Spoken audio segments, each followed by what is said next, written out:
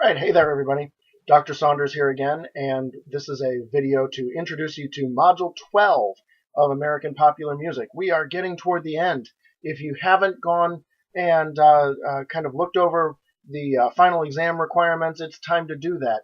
It's also time to be working backwards and getting into some of uh, the previous styles again and refreshing yourself because your final exam is in two parts. The first part is a listening component where you're going to hear a song that we haven't talked about in class that isn't in your book, and you need to tell me something about it.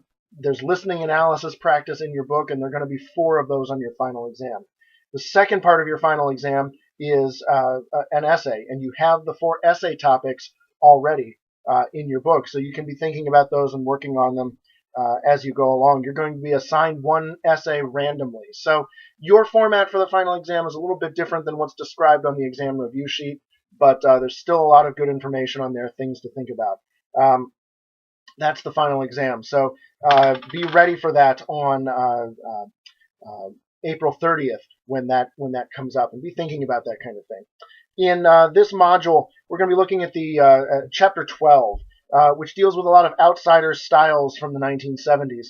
And the cool thing is that a lot of those styles kind of contribute to what will become hip-hop, or rap music, as it's sometimes called, in the 1970s. This obscure little style that, in 1980 was known by, people within about a 10-block radius in the South Bronx, and went on to become, one of the huge styles. The cool thing about hip-hop is the way that we get to watch it unfold and unwind, because it's, the early history of the genre is so very well documented, which isn't always the case if you look at some earlier musical styles before that.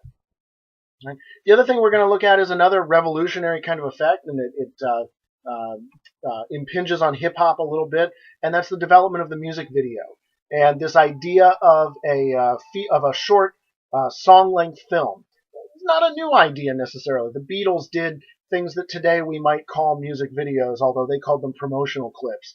And if you think back to Louis Jordan and his Timpani 5, or even Duke Ellington and Sea Jam Blues, there were in the 1940s and 1950s bands making these performance-length movies, either for use in a movie theater in front of the feature film, or in what was called a movieola, which was sort of like a jukebox. You put in a nickel or a dime, and you get to watch a movie.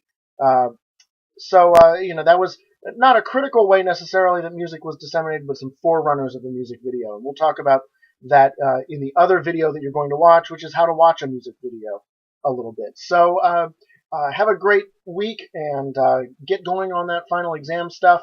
We'll talk more about that later. Have a good one. Bye.